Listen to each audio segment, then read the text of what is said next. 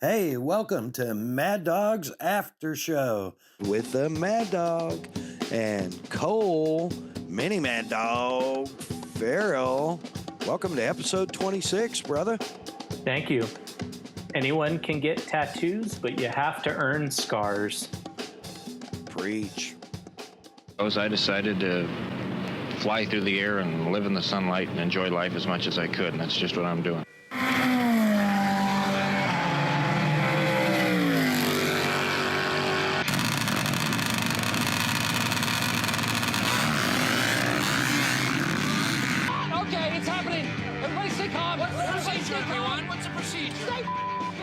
Man, as always, thank you so much for the inspiration, living in the sun, flying through the air, living your life the way you want to. Thank you, Mr. Evil Knievel.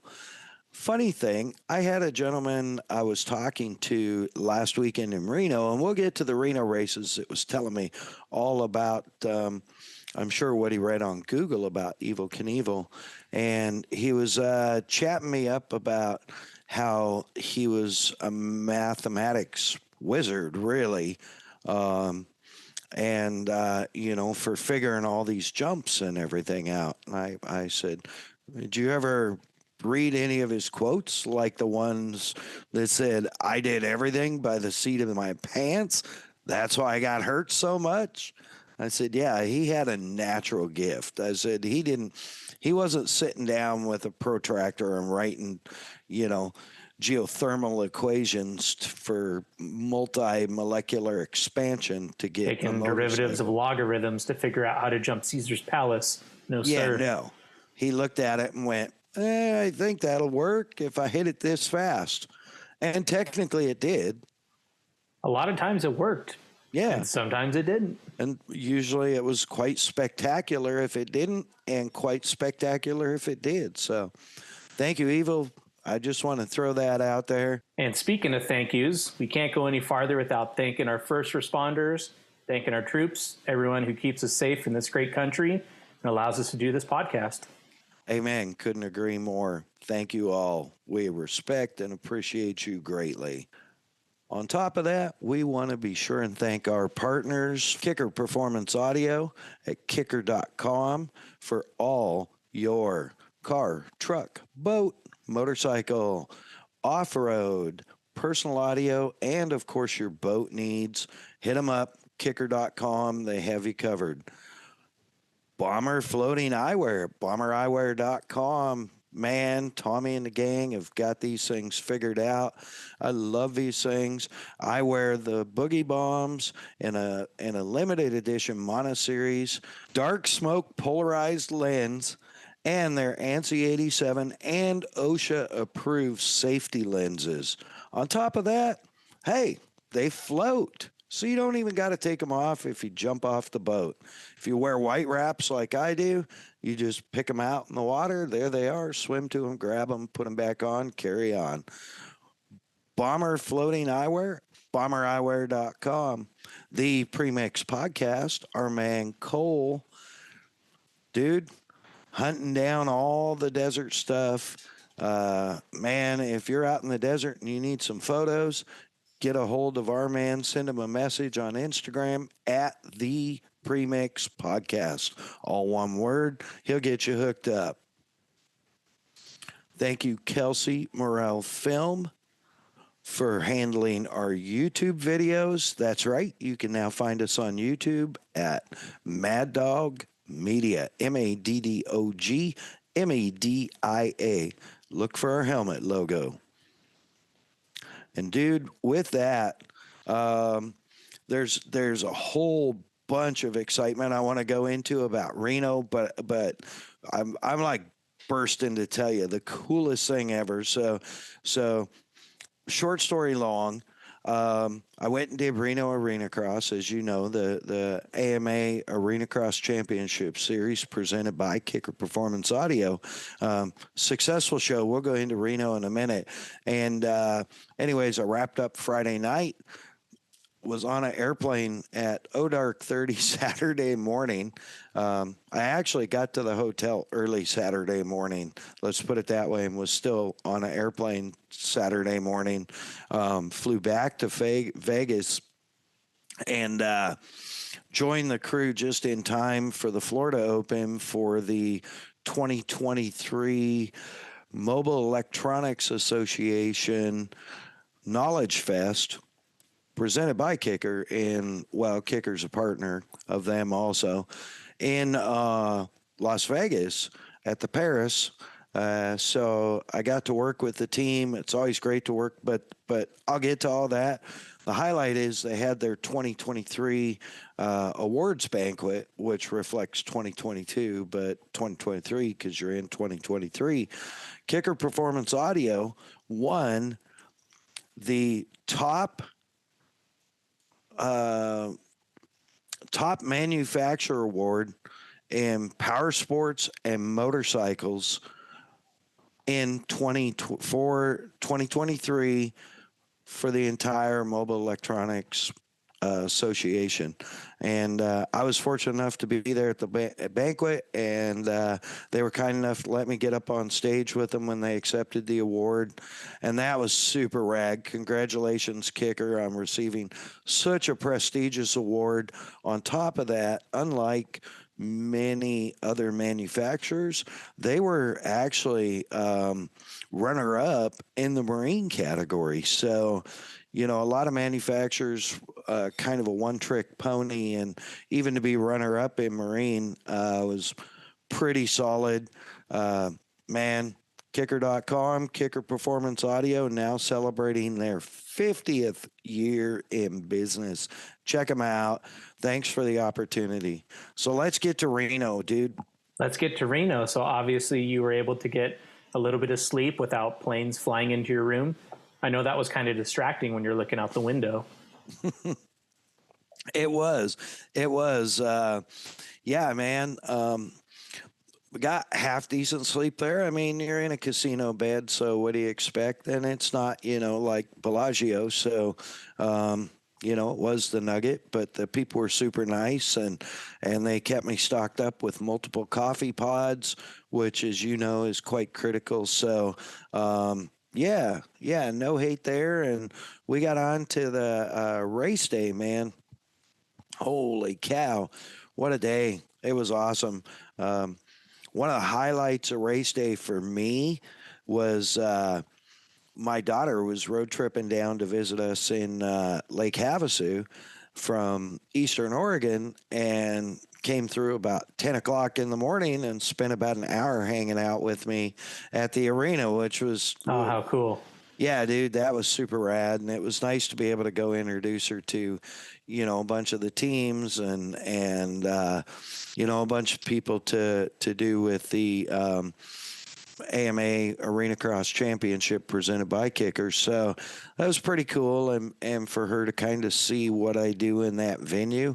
So that was pretty rad, but man, they started practice, and there were some fast guys out there besides the usual, you know, Peters, Bitterman.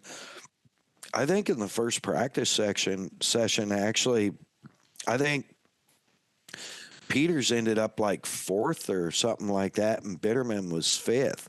That being said, like the top five were separated by 0.2 of a second. Yeah, and I mean, obviously nobody there are slouches, but yeah, at least there was some competition, right? At least KP and KB aren't running away with it. Yeah, absolutely. No, it was good to see. You know, competition is great for the sport, as you know, and dude, it was just yeah. I mean, as they got deeper and deeper into practice, and then qualifying 1, qualifying 2, KP ended up on the top step by I think 0.02 of a second. And I think KB ended up third by about 1/10 of a second. So it was pretty rad. It was good. It was a racy track. Some gnarly ass whoops in this track. So I think they were turning mid 30-second laps. So it was exciting to watch. There's a pretty significant rhythm section, and then just like I said, just gnarly whoops. And they ran 2 rhythm sections and a gnarly section of whoops, and then it was super cool. Probably I would say 2 to 3 foot deep sand all around the 180 at one end of the arena, which I thought was kind of a nice throw towards Daytona, if you will. Yeah. Okay. And it was like not packed at all. Yeah. I mean, It's an equalizer. yeah. An arena cross bike couldn't be set up more opposite than what you want in the sand. Yep. That makes it exciting. Yeah, absolutely. So, and there was some exciting happenings for sure. The way they designed the track, it was really cool. It was really fast and a lot of action, but right out the gates, man, they came straight out the gate and made a hairpin 180. And the whole shot was right after the hairpin, and that proved to be problematic for some guys. In the first, I don't remember which pro heat it was, but the pro heat that KB was in, that Bitterman was in, they all got there about the same time, and I'm not exactly sure what happened to KB, but he ended up having to smack down everybody in the LCQ to get to the main. Wow. Yeah, not common for him at all. Yeah, it makes for a longer night for sure when you're doing an extra moto. Yep. For sure, and props to him, man. I mean, he was smart in the LCQ and let the Jackrabbits crash, and then just kind of worked his way. He didn't try and hole shot it, just picked his way through. Wasn't impatient, when he took the lead, he was gone. Like GONE in all caps gone, but he rode a really smart LCQ. And I think he probably got out. I think his bike chief, Ashley, was probably out there when he had a pretty good lead, throwing the pit board out, going, take it easy kind of deal, rest. Yeah. Survive. Yeah. You still got 2 more mains to do. So, but yeah, man, it was good. Man, the racing was good. The semis were good. It's cool. I wasn't a fan because being a racer, I've always hated the inverted start. Yeah, you're getting punished for being accomplishments. Awesome. Yeah. So, I've always hated that. And, when we raced, I think it was sportsman cars, they made us P-pick, and the hobby cars that Trish raced, they made us P-pick. If you qualified like top 5 or top 10, you would have to, depending on the number they drew, it could be top 7. You would have to P-pick for your starting spot. What's and P-picking? that always, so there's this little container. There's these little round things they use in pool that have a flat side with a number on them. I believe they use them in snooker. Gotcha. Okay. So, and it's in this little, like, kind of a gourd looking container, and you shake it up and dump a pee out, and that's the number that you got, right? So that's where you're starting.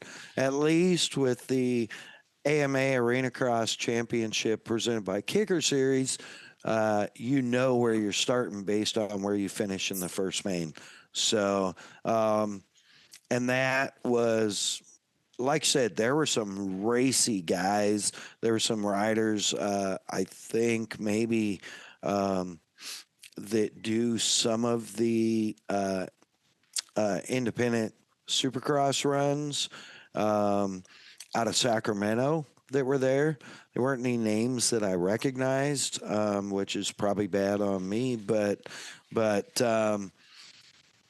they were fast, and so to see, of course, KP started on the pole and had his gate pick. And I think he got shuffled back to like second on the start or third and just ate him for lunch, did what he does. I mean, the kid is so smooth. Yeah, mature, smooth, calm, Yeah. and Yeah. fast. Yeah. Yeah, he's got it, and it's hard to remember that like 8 months ago he had neck surgery, you Yeah. know? That's nuts. And it's crazy to think too, because if you're on the world stage of Supercross, obviously you're a badass rider, but it's easy to get lost in the results, I would say. Yes. He was never a bad rider. He never did anything crazy in Supercross, but it's like arena cross has been his calling. I Yeah. mean, Yeah, dude. well, I think he even I think last year he was finished on the podium once maybe before he got injured. And the year before, I believe in the 250 East, he was on the podium 2 or 3 or 4 times. So he's definitely world class.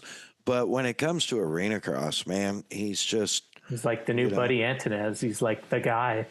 yeah, and he's just so smooth. He's fun to watch,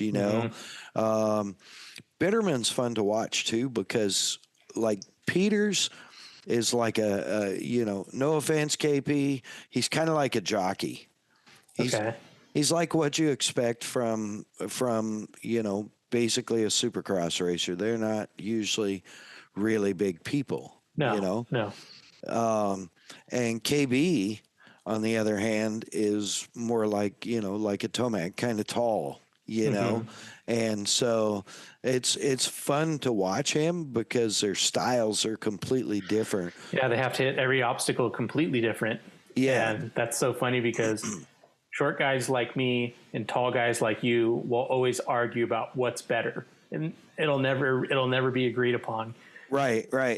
From everything from where the bars are, where the pegs are, where the shifter is, where the brake is, where the levers advantage are. Of corners? Who's better at whoops? Yeah. Does it take more energy if you're taller to stand up off the seat each time? Yeah, exactly. Yeah, there's so much to that. You're 100% right. It's the ongoing like duke it out. Yeah, it'll never be resolved, and that's okay. No, that's good because controversy drives the sport, right? Yeah. So ask Jared Steinke. Yeah. Yeah. And there's another good rider. I wish he would have been there, but he wasn't. All that being said, yeah, man, when we got to Main 2, holy cow, it was like, KP started dead last. And he just worked his way through. He was right back there with Bitterman, And I think they ended up, Bitterman got knocked down at one point, had to get back up and come back again. Oh, wow. And yeah, he ended up 4th or 5th for the night. But KP just, you would think he just, by how many wins he has in arena cross and his success, you would think he just cleaned everybody out in 2 laps and was gone. But these guys were fat. He had his work cut out, and he just, it was fun to watch. And as he chased down, 3rd place, the fans started getting louder. And then, it took him probably 2 or 3 laps, chase down 2nd place. And the fans were starting to get riled up, and it took him about the same, probably 2 or 3, maybe 4 laps, chase down 1st place. And it didn't take him long to get from the back to mid-pack, right? Not long at all. So, but after that, he worked his butt off. And, I think with like on the white flag, I think he ended up making the pass for the lead, and everybody just talk about entertainment. Yeah, everybody just went crazy, and I think he did it in the whoops, and he did it clean, like a gladiator. Yeah, it's like, okay, let me show you how this is done, boy. And on top of it, he's a super nice kid. Oh, So, super respectful. Great interview. Yeah. yeah, absolutely. So yeah, and that was Reno, man. It was just it was exciting. I had no problems getting up there. The flight was good. Wrapped, packed, and stacked that night. I think I put my head on the pillow Saturday morning at 12:37, and I was at 6:50. I pulled in to return the rental car at the airport at 6:55 in the morning. Yeah. So you took a nap. Yeah, I took a short nap. Yeah, it was so exciting. I had a hard time going to sleep anyway. So, and then right straight into Knowledge Fest, man. And that's it's cool because here I am, with fans and the general public, and then you go to Knowledge Fest, which is designed for manufacturers, dealers, and distributors. And so, the type of questions that you have to answer and stuff like that are completely different, And Yeah, it's not so much of a marketing ploy like you would be at a show or like a sand show or something where people are coming through and going, that would be cool on my Civic or whatever. Now this is actually technical specs. Yes, yeah, absolutely, and it was super cool to see. I got to see a lot of dealers that I've worked with and a lot of reps. Kicker rep firms, people that work for the rep firms that I've dealt with, and got to do events with it when I'm doing something in their area, like Crazy Pete in Texas, just made my American Flat Track Texas so much fun. He's such a rad dude, and of course working with the boss, J-Dub, shout out Dr. Wynn, Jeremy Wynn, my boss, J-Dub, you're the beast. Yeah, it was just really, really cool. We had the Fiat there. It's got the Kicker quad box, which is a custom built. It's a mass produced, custom built speaker box. Okay. Sub box that has 4 L7 Solo Barrick 12-inch subwoofers in it, and it's in the back of a Fiat 500. That's so crazy. Yeah. Go ahead. No, you go ahead. I'm like just thinking about I have a single 12-inch comp in my Ranger and just thinking about how much power that must be in a Fiat 500. Yeah, it's pretty nuts. Let's just say there's not a lot of play left in the rear suspension of that car, but it sure sounds good and it's a lot of fun, and yeah, man, it's just rad to be around, so many of the industry people and be able to hang out with some of them. And then, we did that Saturday, had a great Italian dinner Sunday at this little hole in the wall place that the big boss was a fan of. And I'm glad he was, cause it was really good. Red and white wine included, I saw. Yes. Garlic bread and minestrone soup. Big fan of minestrone soup. Yeah. I had the salad. Yeah. All right. Which was exceptional. Like, I'm not an Italian dressing guy, and they bring the salad out like it's like one of those you don't have a choice. You're getting salad. Yeah. And I mean, the waiter was completely offended when one of the guys was like, "No, I don't want super salad." He was like, well, "You want minestrone?" He's like, "No, I'm good." He brought him minestrone anyways. It's like, no, you're not good. You're eat. You're getting it. Yeah, Mama's cooking in the back. Yeah. So it was pretty rad. And, yeah, man, great dinner, back up and at it, Sunday back on the floor. And then, at that event, Kicker displays pretty much every product, one of pretty much every product they make, including the new 50th anniversary, gold letter comp. I want it so bad. Oh, dude, it looks so good in person.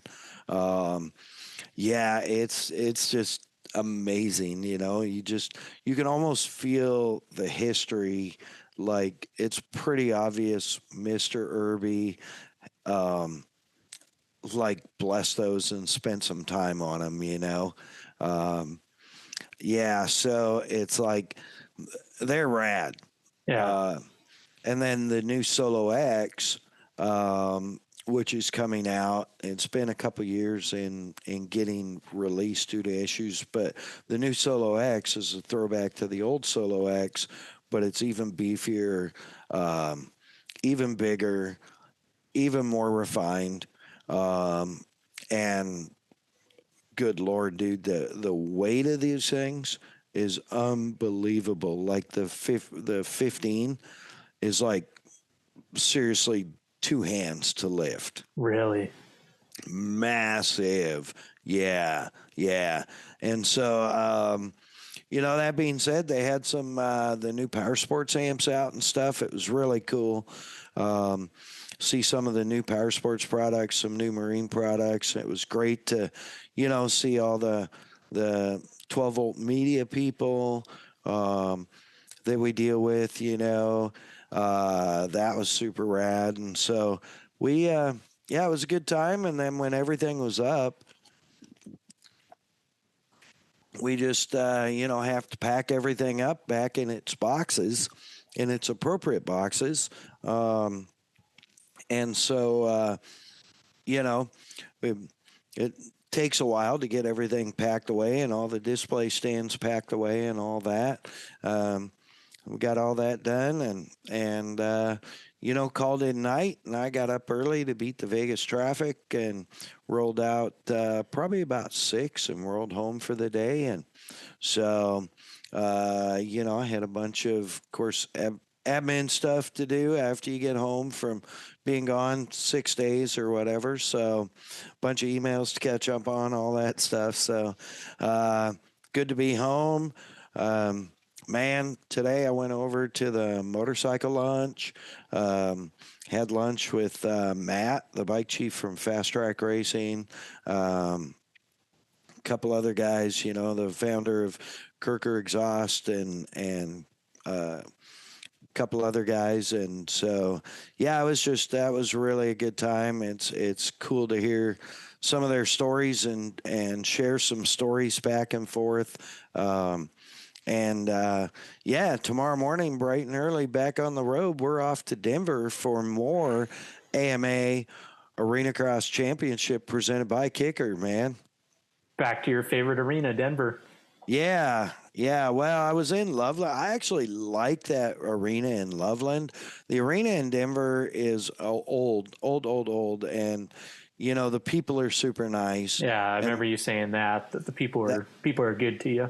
Yeah, people are super nice, and that's what makes that arena. It's certainly nothing else. Nice political answer, but Yeah. I like it. Yeah, so it's I'm excited for that, and then I think when I get home, I'm going to be actually right now as it stands. I should be home about a week and a half. So you're not going to know what to do with yourself.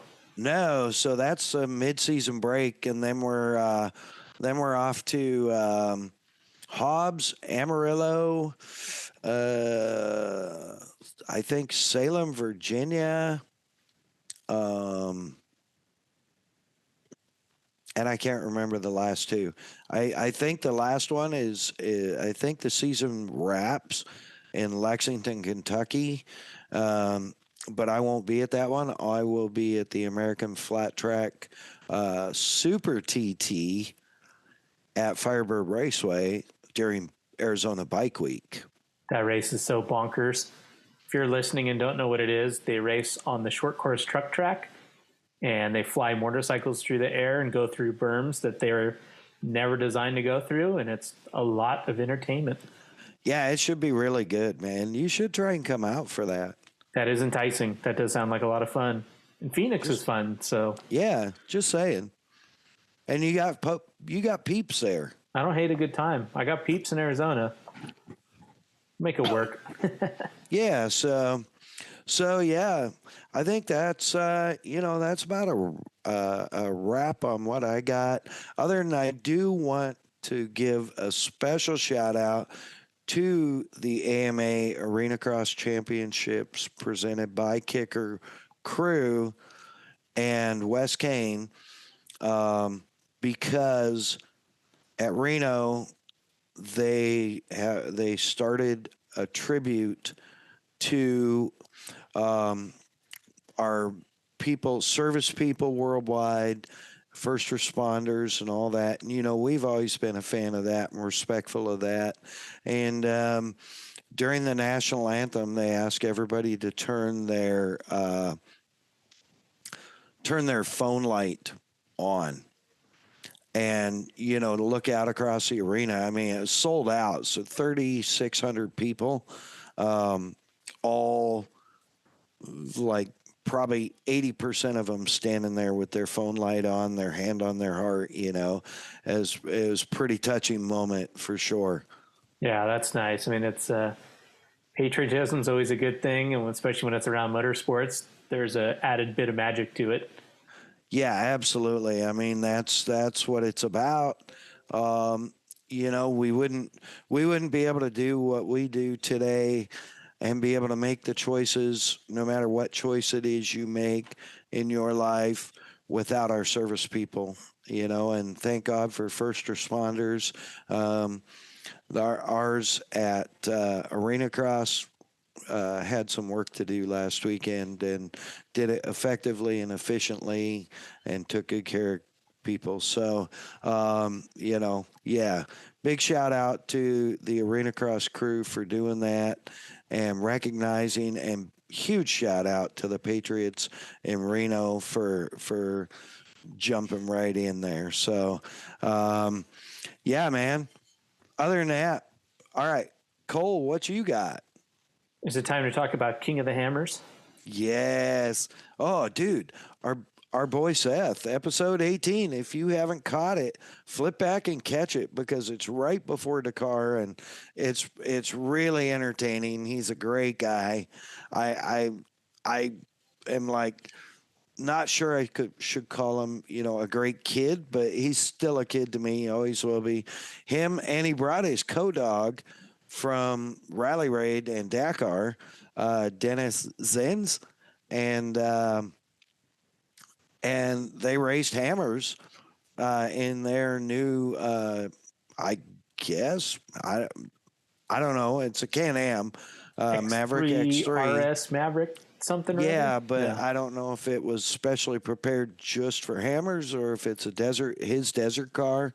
But super, super rad.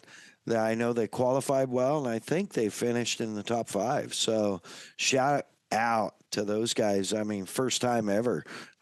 Wow. Rad. I sure say shout out a lot. All right, now we're going to Cole for the stats about the important stuff, because Cole has been glued while working, glued to tracking and paying attention to all this. And, we don't call him the stat man for nothing. So I've been called worse. Yeah. Yeah. I kind of still like trickle dickle. I like the trickle part. All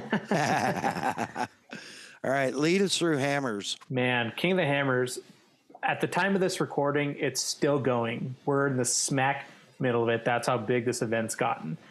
And I have to preface it by saying that when this whole thing started, I didn't know what it was. It felt kind of weird that there was these rock guys in my neck of the woods at Johnson Valley, and you do this event and you're bringing all these out of town people. I'm like, man, this leaves a bad taste in my mouth. Are these guys polluting the desert? Are they being respectful? What are these rock donkeys doing? Swallow my words. Now it's an amazing event. It's over 3 weekends now, which is just bonkers. I can only imagine trying to deal with the Marine base and the Bureau of Land Management, everybody and all your sponsors and the food vendors and all the electricity and the bathrooms. And we could go on for years talking about how much of a pain in the ass this event has to be to put on. But the first weekend was King of the Motos, and our friend of the show, Cooper Abbott, had a great finish right around top 5. So once again, if you haven't listened to that Destry Abbott episode, please do so. He's Cooper Abbott's #1 fan and a great dad. Episode 24. Episode 24. Check that out with Destry Abbott. Get a lot of Cooper talk in there. So started with King of the Motos last weekend, or I should say 2 weekends ago. And now fast forward to this last weekend we had. It was the Toyo Desert Challenge presented by Monster Energy. I can't believe I remembered that. 40-mile desert course on Saturday, and then the 100-mile loop twice on Sunday. I can't say enough good things, and I wish Dave Cole was on this recording right now, but the fact that there can be a desert race with hundreds of corners and a literally 100-mile loop, and there's cameras everywhere on the course, whether it be drones, live shots. I mean, it's hard to get cell phone service out there, and now you have 8 to 9 hours of live free television on YouTube to cover desert racing. I mean, I cannot be more excited for how good this has to be for the sport.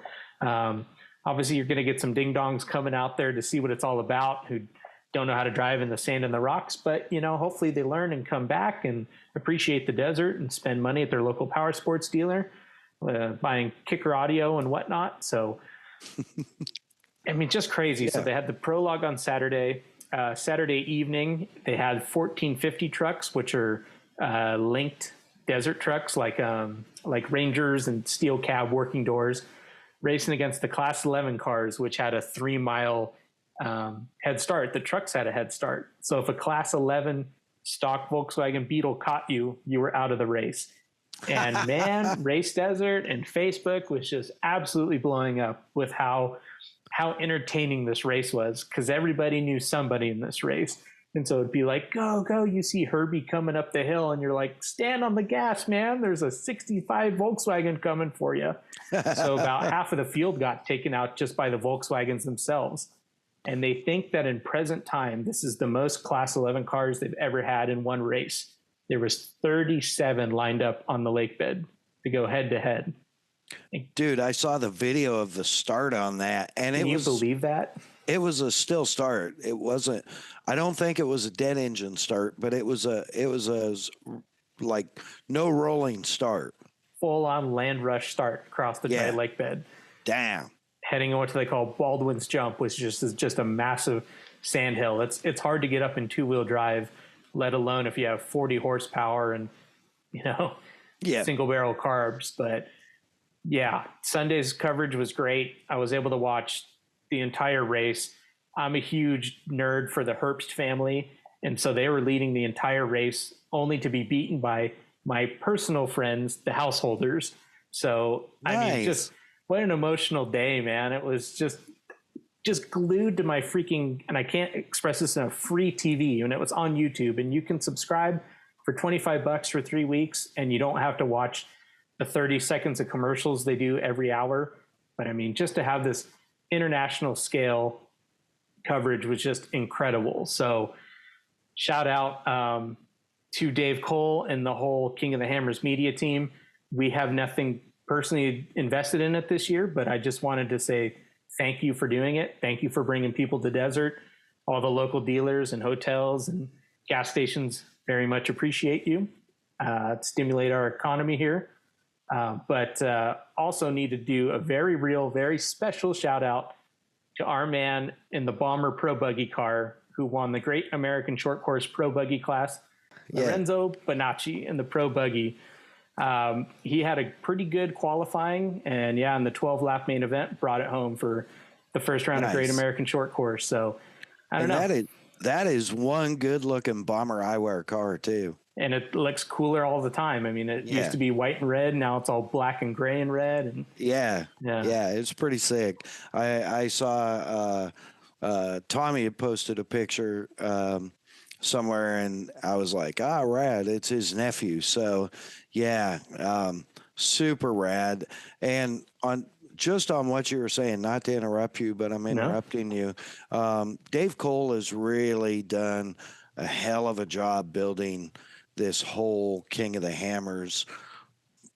Really, it goes beyond event, you know? Yeah. And on top of what Cole was saying, yes, there's racing last weekend. And there was racing this weekend, and he'll get to racing next weekend. But there's racing every day also.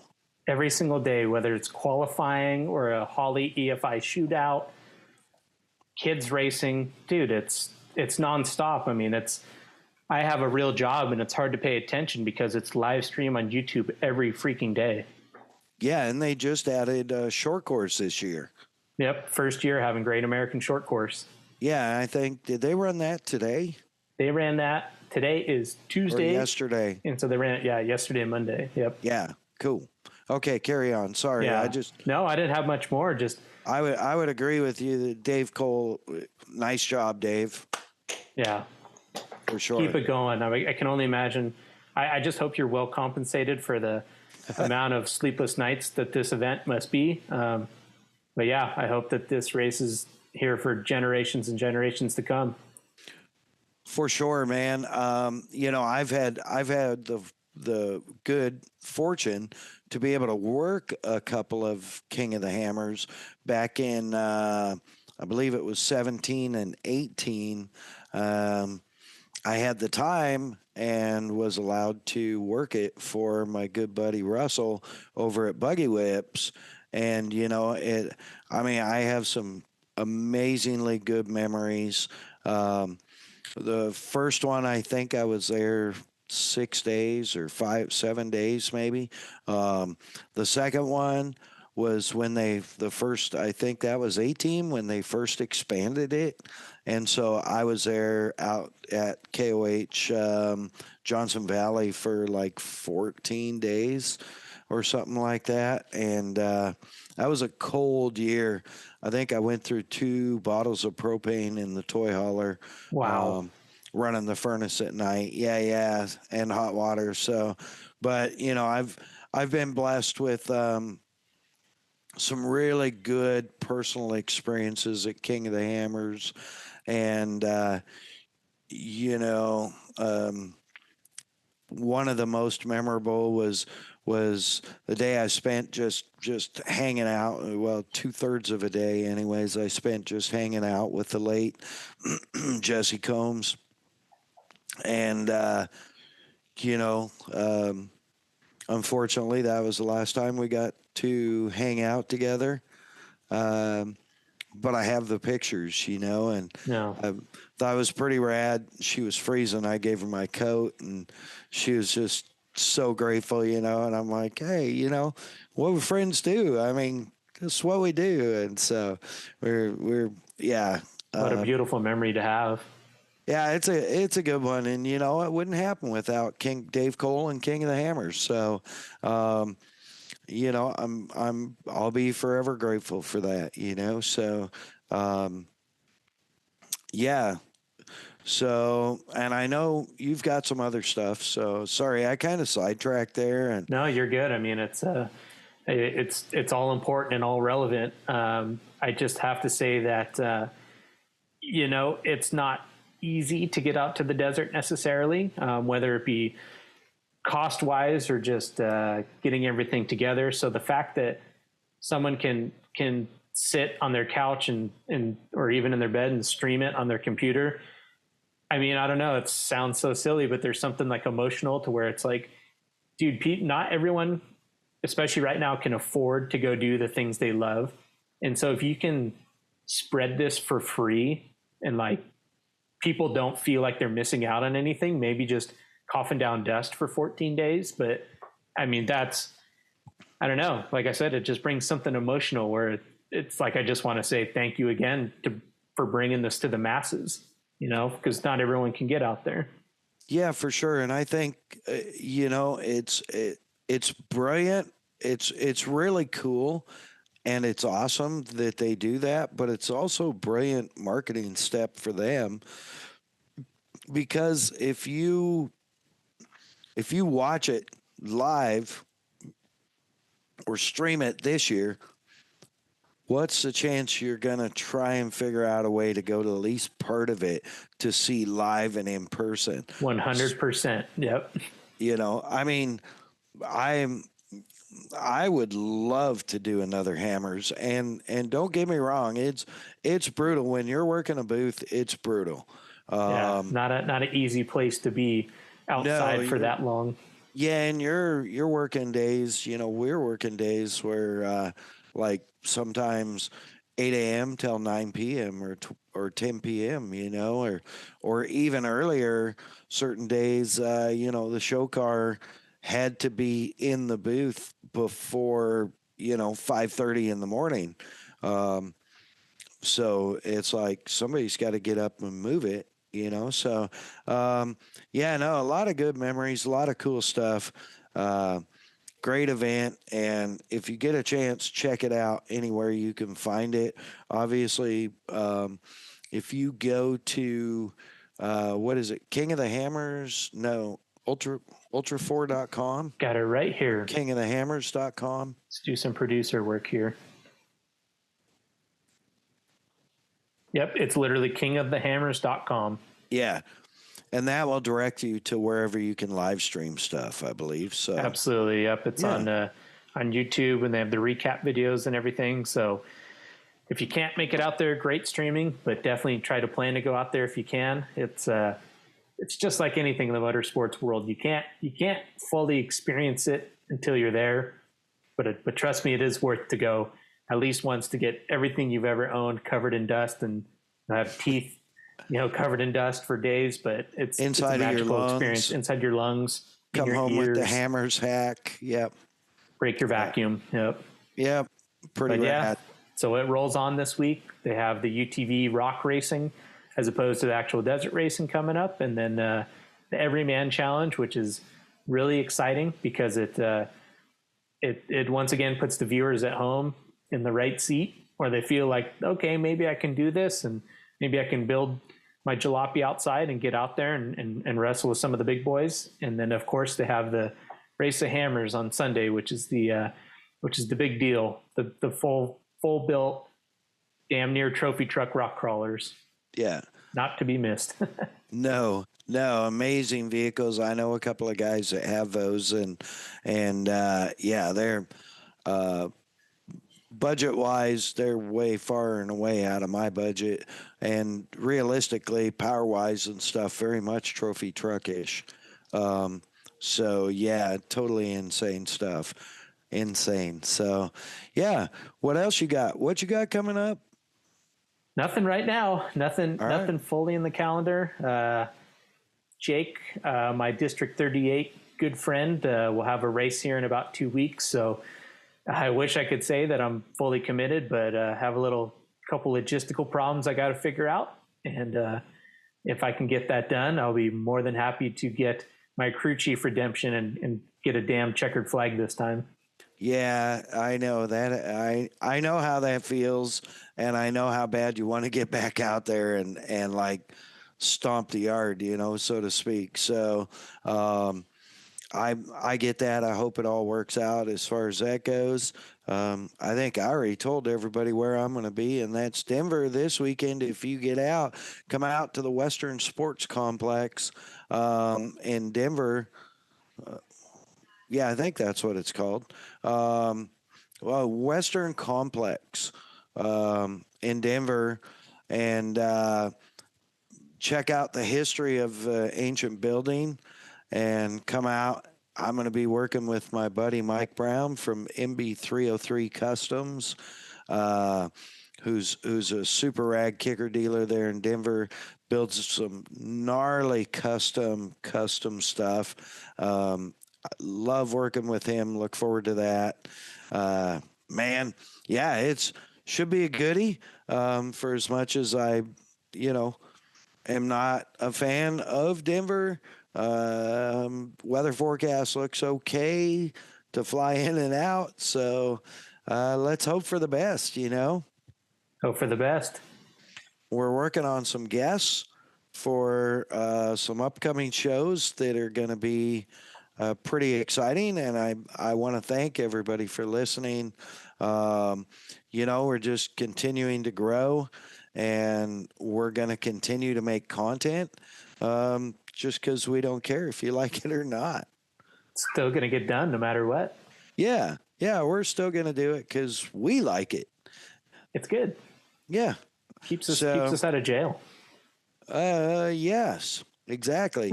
We got some, my eyes just got distracted on my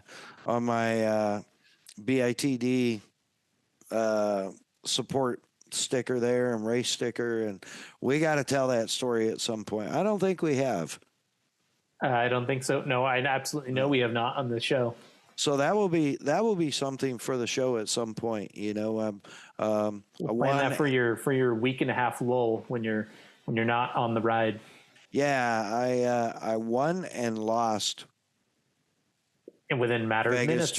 Vegas to Reno within 4 minutes, yeah. Did you say? 4.8 miles, yeah. Oh, 4 miles. Gotcha. Yeah. So literally, it was time-wise, it was within 30 seconds. So, but that is for another day at this point. I think we are good. We're going to be sure and thank our partners, Kicker Performance Audio. I am wearing, you can't see it, but I am wearing the Kicker Powersports Audio rash guard today, or jersey, under race jersey, as a shout out to them winning the very prestigious MEA Manufacturer of the Year in Powersports and Motorcycle. Congratulations. Go check them out. Kicker.com. Of course, Bomber Floating Eyewear, bombereyewear.com. Love my glasses. Tommy's got it figured out. Hit their website. You would not believe how many styles, how many different lenses, how many mirrored colored lenses they have alone, let alone safety glasses and everything from their new Mega down to, their Strange, that's a aviator style glass. All great stuff. I have beat the shit out of these glasses for years, and they just keep going, Bomber Floating Eyewear. Oh, and they float. BomberEyewear.com. The Premix Podcast. Cole? Premix Podcast. I try to take photos and media of anything and everything that's cool. So whether it's desert racing, whether it's just riding, if you have some cool go-kart you built down the street, hit me up. I love to be involved with whatever's cool. So the Premix Podcast on Instagram and Facebook.